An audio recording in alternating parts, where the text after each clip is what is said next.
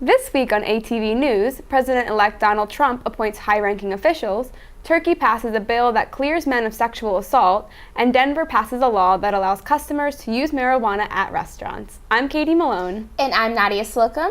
ATV News starts now.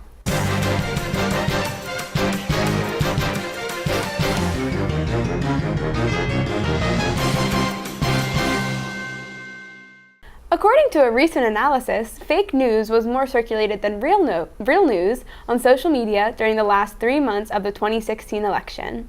This study found that the 20 top performing stories from fake or incredibly biased sources had a total of 8.7 million shares, reactions, and comments, compared to 7.4 million for major, more credible news sites.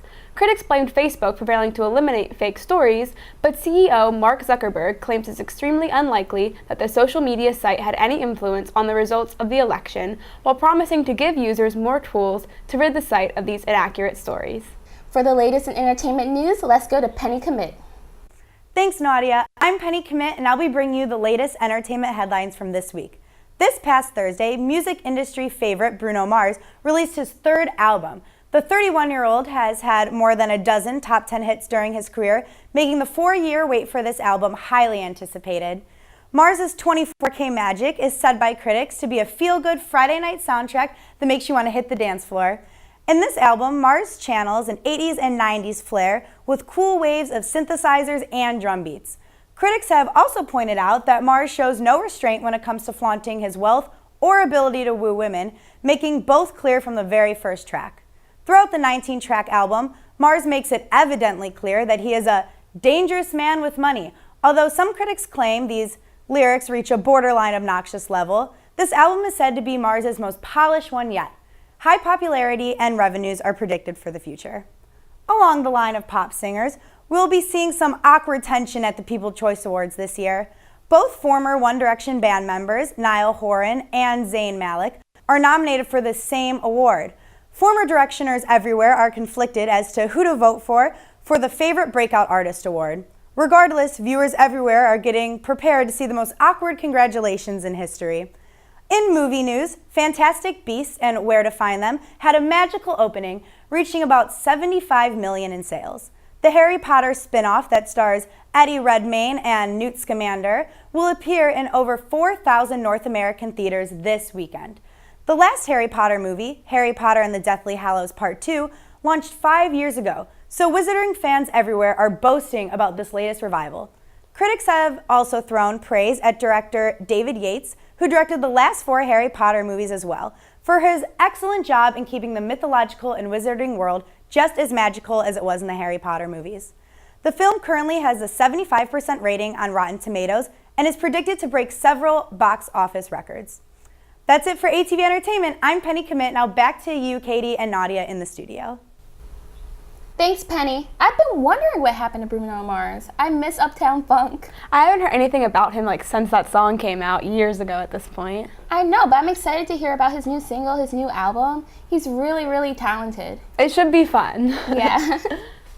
Wildfires across the southeast U.S. have grown over the last few days in states including Tennessee, Georgia, Kentucky, South Carolina, and Virginia. According to the U.S. Forest Service, over 40 large wildfires contributed to this week's destruction. More experienced firefighters from the West Coast have been called in to help control the burning as smoke spreads throughout the area.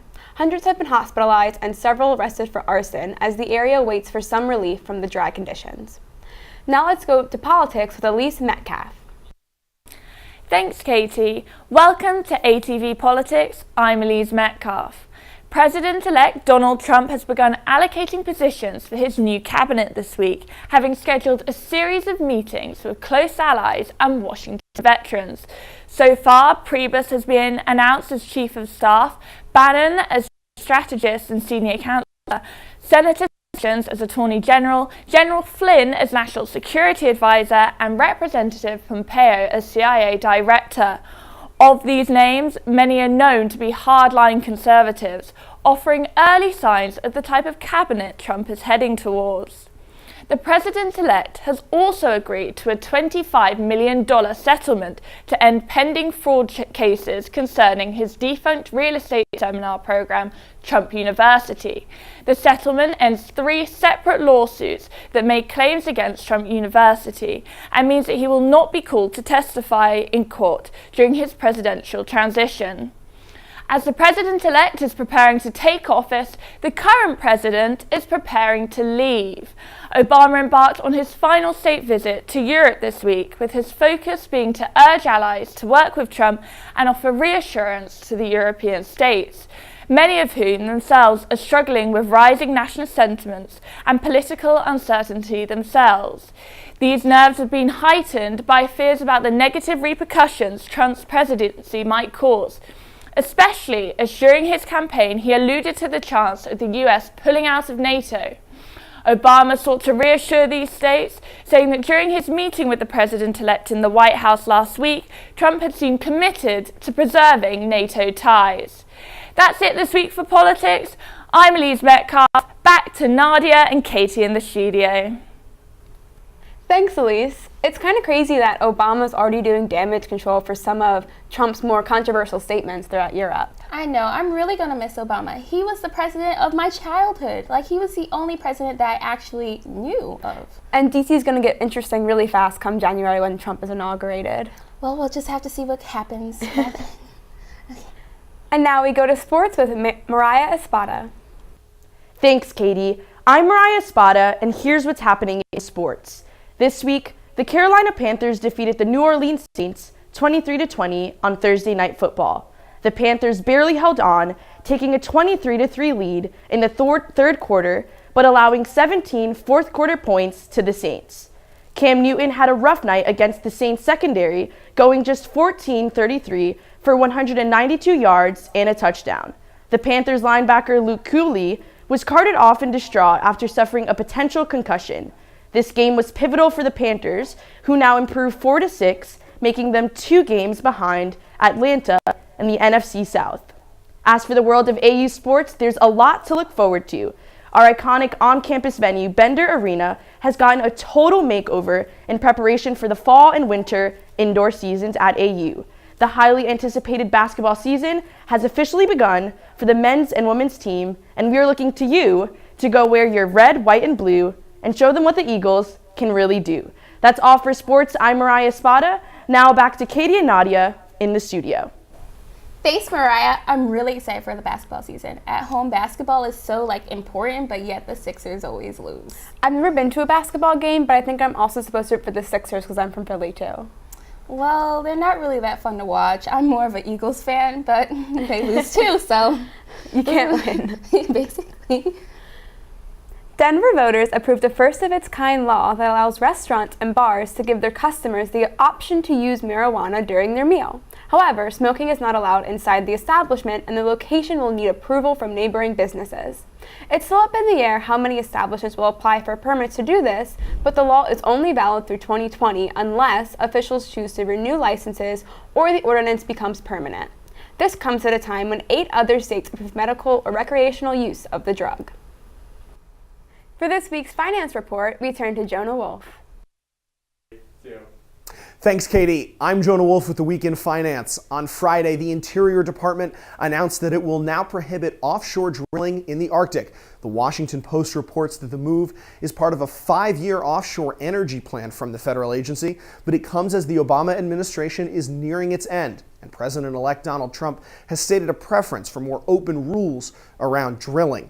That said, experts say it would still take the incoming Trump administration years to dismantle Interior's existing plan. DraftKings and FanDuel, the 2 biggest companies in online daily fantasy, have agreed to merge daily operations. The New York Times reported Friday that the deal is still pending and will require approval from regulators, among them state attorneys general, who have accused both websites of employing deceptive advertising tactics. If approved, the deal would take effect in the second half of 2017. This is our last broadcast before Thanksgiving, which means the Black Friday shopping weekend, America's biggest retail holiday, is upon us. The National Retail Federation expects a big one. The industry group forecasts that more than 137 million Americans will shop in person or online between Black Friday and Cyber Monday. That's about 1.5 million up from last year. Overall holiday sales are also expected to rise this year by about 3.6%. Finally, markets were up this week as last week's election jitters resolved themselves. The Dow Jones Industrial Average rose 0.1% this week to close at 18,868. The S&P 500 closed at 2,182, up 0.8% on the week. And the Nasdaq Composite gained 1.6% to close at 5,322. That is your finance report for this week. For ATV News, I'm Jonah Wolf. Thanks so much, Jonah. Hey, Nadia, do you go Black Friday shopping? Every single year. I feel like I focus more on Black Friday shopping than I actually do on Thanksgiving. Yeah, do you leave at like midnight that night? We leave at 6. 6 in the morning? Turkey with us. Oh, and we 6 go. p.m. Yeah. Like the night of, like during dinner. You just get out. We just leave and wait outside of Walmart until they open the doors. I don't think I could do that. Now let's see what's happening around the world with Grace Loden. Thanks, Katie. I'm Grace Loudon with the World News Report. The World Health Organization declared that the mosquito-borne Zika virus is no longer an international medical emergency. This announcement comes 9 months after the UN first declared the Zika virus a public health emergency. The infection is said to have been linked to severe birth defects in almost 30 countries, with 2,100 cases of nervous system malformations in Brazil alone. The World Health Organization says that it will now switch to a long-term approach in the fight against the disease. President Obama met with EU leaders in their first summit since the election of President-elect Donald Trump. A White House statement was later released, stating the leaders had affirmed the importance of continued cooperation through multilateral institutions, including NATO. And at the summit, they had agreed on the necessity to work collectively to move the transatlantic agenda forward, particularly on bringing stabilization to the Middle East. President Obama and the UN agreed that the attacks by Syrian government troops and Russia on Aleppo should be immediately halted, and even threatened to entertain the possibility of sanctions on those who breach international humanitarian law. A Turkish bill is said to clear men of sexual assault if they marry their victims. The government stated the legislation is aimed at dealing with the widespread custom of child marriages, and the criticisms are a crude distortion of their aim. However, critics are accusing the government of encouraging rape of minors with the proposed bill. The bill was approved in an initial parliamentary reading on Thursday and will be voted on again in a second debate on Tuesday. A teenage girl dying of cancer in the UK has convinced the judge to let her body be frozen. Just 14 years old, she wrote the judge a letter stating she hopes in the future, when a cure for cancer is discovered, she can be woken up. The judge called this case an example of the new questions that science poses on the law, and his ruling cleared the way for the girl's remains to be taken to a specialist facility in the U.S. to start the preservation process. That's this week in World News. I'm Grace Loudon. Back to Katie and Nadia in the studio. Thanks, Grace. I didn't expect the Zika virus to keep going for so long. Like before there was the Ebola epidemic and then like swine flu prior to that. I just expected them to find a cure by now. I think we haven't heard about it as much because it kind of like got so much media cover in the past, but maybe as the weather gets colder, the mosquitoes will start to die. I'm not really sure exactly how it works, if it works like that, but we can always hope. We just hope that those mosquitoes will just die off and just never come back. Now for our weather report, we go to Cordelia James. Thanks, Nadia. I'm Cordelia James with your weekly weather forecast. The sun will come out tomorrow, even with highs of 48 degrees and lows of 34 degrees. Be ready for a breeze with gusts of wind reaching 24 miles per hour. Clouds will be making their way into the skies on Tuesday, only to move more into Wednesday with a high of 53 degrees and a low of 41 degrees.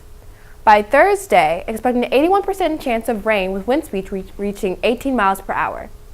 And finally, we end the week on a bright note with highs in the upper 50s and lows in the upper 30s.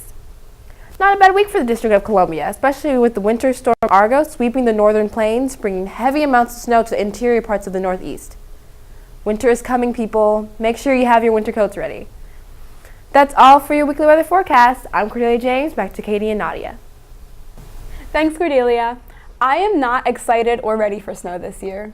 I feel like I'm ready. I'm sick of humidity. Are you a snow person, like the cold? I'd rather have snow on top of snow than 70% humidity with 45-degree weather. I'm the opposite. I can't do snow. I can't do winter. I get too cold. You just need a coat and a good pair of boots and you'll be fine.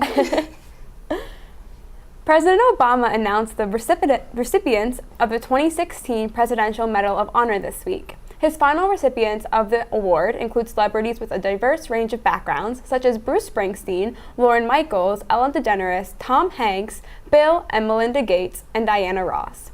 The president believes that the recipients he chose have helped push America forward and inspired millions of people around the world.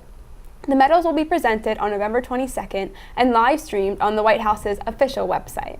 For the latest in campus news, we turn to Danielle Dumais.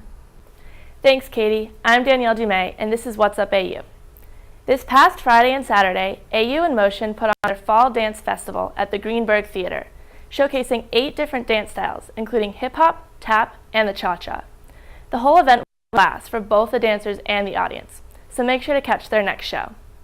Now for some upcoming events on campus this week. You should definitely check out the Cats and Art Museum this week before Thanksgiving break, as there are many exciting exhibitions to see, including pieces by Martha Wilson, a pioneering feminist artist, protest pieces from Macedonia's political revolution, a mural project by Carol Brown Goldberg, and the Black and White exhibition by Alex Katz. On Tuesday, November 22nd, get involved with the That's Our America campaign by pledging against intolerance towards the Muslim community with AU United and MGC at 5 p.m. And then catch the men's basketball team later that night at 9:30 p.m. in Bender Arena as they take on Wagner College. Also, in honor of Thanksgiving, there are several on-campus events centered around the holiday. On Monday the 21st, the Public Relations Student Society of America is hosting a Friendsgiving in McKinley Classroom 101 from 8:15 to 9:30 p.m. And if you're planning to stay on campus over the break, the AU Alumni Association is holding a Pride Thanksgiving on November 24th in the Butler Boardroom from 4 to 6 p.m. This event is open to all LGBTQ, Ally, and international AU students, but make sure to RSVP under the Alumni tab on the American University website. That's it for What's Up AU. Have a great Thanksgiving break. Now back to Katie and Nadia in the studio. Thanks, Danielle. Wait, Katie, don't you work at Katzen? I do, and I believe the Katzen Museum is one of the most underrated resources on campus. We change our exhibits quite frequently, and it's always interesting and a good time to come check it out. I definitely have to check it out after my classes end. 11 to 4 every day except Monday. Come through. I'll definitely be there. That's it for ATV News this week. Be sure to like us on Facebook and follow us on Twitter. I'm Nadia Slocum. And I'm Katie Malone. Thanks for watching.